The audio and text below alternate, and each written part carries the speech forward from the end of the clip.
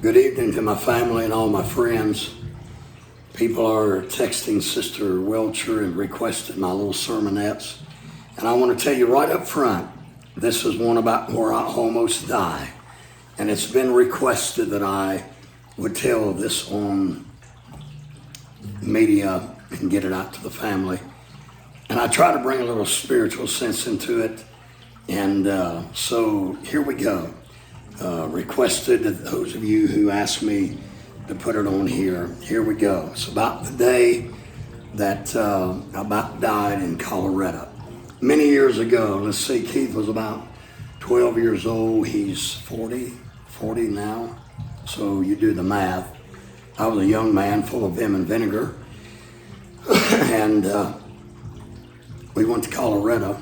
Keith and Nathan, which is my son-in-law now, was on one four-wheeler, and Brother David Guthrie and myself was on another one. And we went off of that mountain. It was cold. It was 15 degrees that morning, and we left out of elk camp.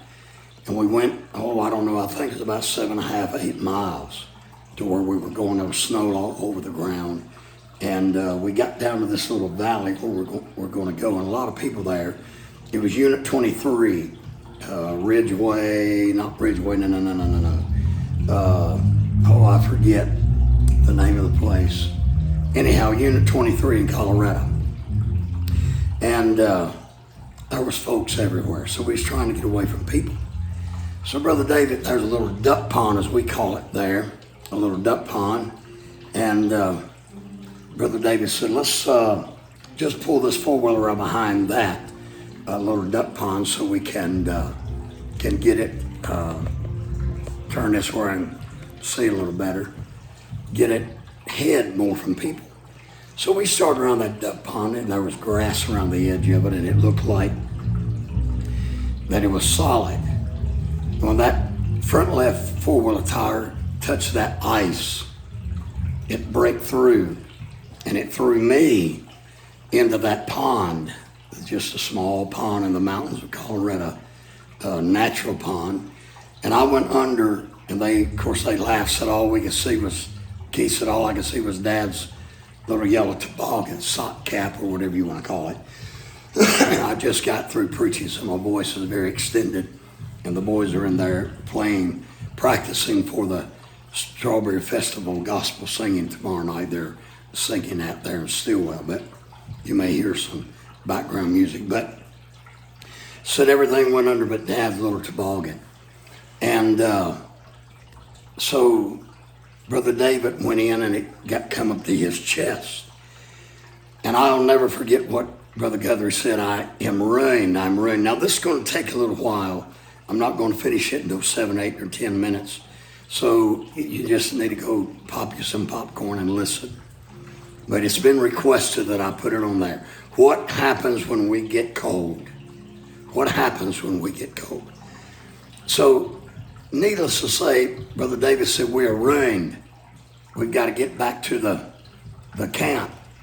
And so, he couldn't drive the four-wheeler. He wasn't used to driving it. Back up that mountain, that narrow trail, he said, you've got to drive this thing. Well, I was soaking wet in that 15-degree weather. And we haven't gone 4.5, 5 miles. And I'm nothing but a solid sheet of ice. I am pushing the throttle on the four-wheeler with the ball of my hand here because I cannot feel my fingers. I'm guiding with this hand over the handlebar and pushing with this one. And Brother Guthrie behind me, he's ice from his chest down. And all of a sudden, I just quit. Man, I had gotten so warm. And so I just stopped the four-wheeler in the middle of the trail and leaned my head over. And I'm going to tell you, they say that death by freezing is so easy. Your core body temperature drops so low. And anywhere Brother Guthrie was touching me, on my back or something, we went over something, he would kind of hold on. It felt like it was warm or hot, like the touch of an iron. I just slumped over, put my head on my chest, and would have gone to sleep there had I been by myself I would have died right there on that trail in Colorado in Unit 23 and been just frozen. And I'll never forget Brother Guthrie beating me on the back, and he said, "Preacher, Brother Jeff, we have got to get to the tent." We got to that tent. We didn't even think about the boys we left, 12 and 13 years old, down there in that mountain, did not know where they was.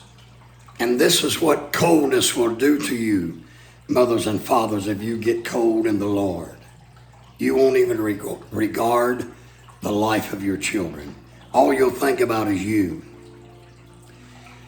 We got back to that tent, and Brother David was striking matches, holding them between his thumb and his hand, trying to strike it because he could not hold it with his fingers. They were so numb from being frozen nearly in the pain.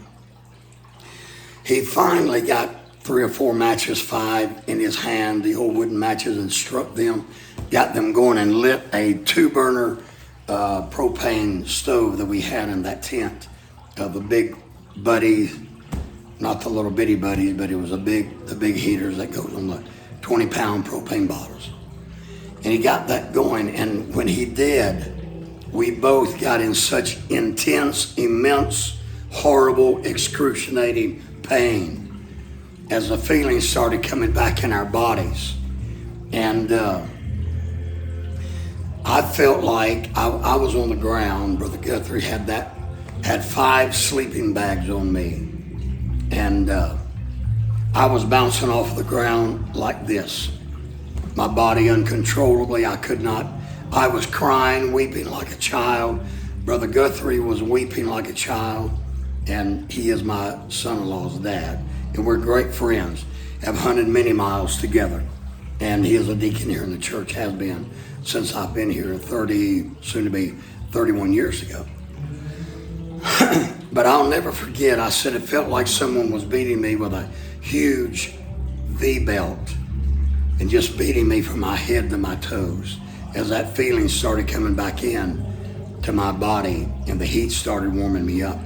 Brother David was crying, slinging his hands. He said that he felt like that someone had his hands on a metal shop table beating them with a 2-pound shop hammer. I would have died had it not been for Brother David Guthrie that day. He was my Savior. And, but I just want to talk to you now about what happens when you get cold spiritually, when you get cold toward your family, when you get cold toward your fellow man, when you get cold toward God. You'll want to just quit. You'll want to give up. You'll want to just go to sleep. And it gets so easy to quit fighting.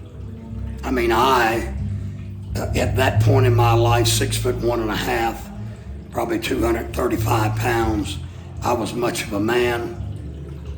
I'm a very adept outdoorsman, but I don't know what we were thinking to leave those boys. Coldness caused us to forget our children. Coldness caused us to leave them. And that's what coldness will do to you in your experience. If you get cold toward God or your family, or you find yourself getting cold spiritually. And so you disregard everything. And all you'll think about is yourself, me, me, me. And isn't it so amazing how the coldness of the hour, we can feel it all across our country. In our churches, our pastors are getting cold.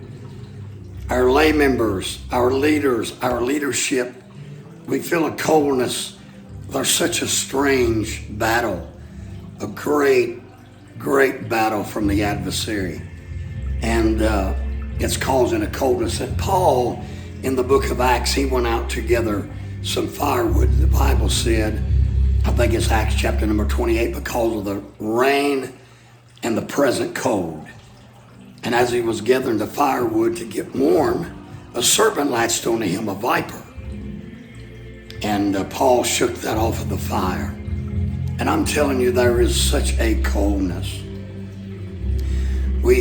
we forget about those around us. We think of ourselves. We even go to sleep spiritually. But I say to you that are listening to this, that will hear it, my family in Virginia, my friends that's all across the country that's listening to these little sermonettes as I am terminating them.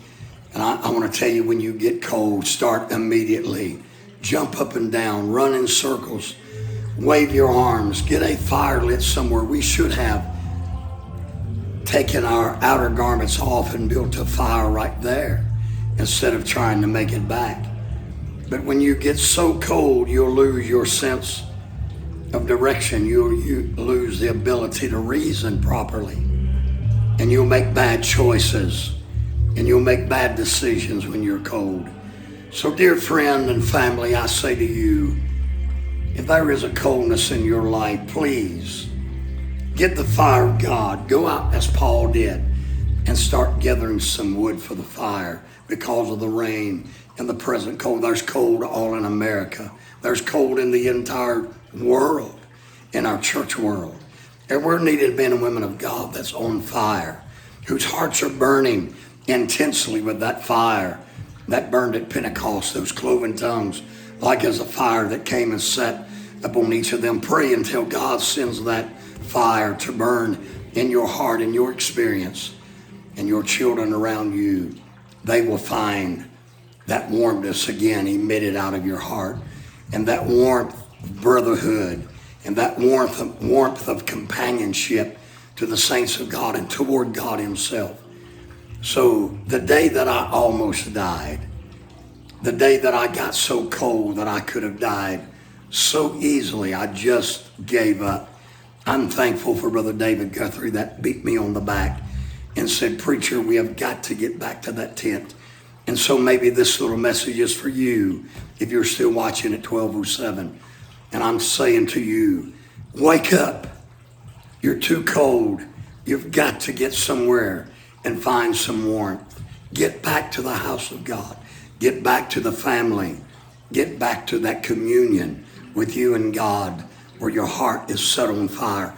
Jeremiah said that his heart was set on fire. A fire burned in his soul. He got weary with forbearing. He got angry at the people that wasn't hearing his message. And he got weary. But he said that it became like a fire shut up in his bones. And so I'm praying that whoever may hear this as I am getting ready to close, about the day that Brother Welcher just about died in the mountains, cold, cold mountains of Colorado. There may be someone I'm speaking to right here that's just about to say, I cannot go any further. I'm beating you on the back, dear friend, neighbor, my loved ones, and saying, wake up, get to where there's warmth. Wake up, you cannot die here. And God's got his arms open wide, and when he comforts us and wraps his arms around us, they'll bring the warmth of his love and grace back into us, and we will be able to finish our journey.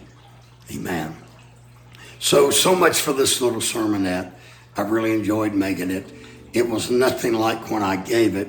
The Spirit of the Lord fell in such a beautiful, wonderful way, and the congregation wept, was on their feet. It was at a fellowship meeting when I delivered this, but it's been requested that I put it on here so that my friends and family and whoever else may hear it. So if you're cold, here's Brother Jeff beating you on the back saying, wake up, child of God. You cannot go to sleep here. We've got to get to where there's warmth. Your family's counting on you. God's counting on you. Your church is counting on you. And most of all, we've got to make it for ourselves. I love you. And here it is. God bless you. And may the rest of this week be a beautiful week for you. And you feel the warmth of God's fire burning in your soul. Goodbye.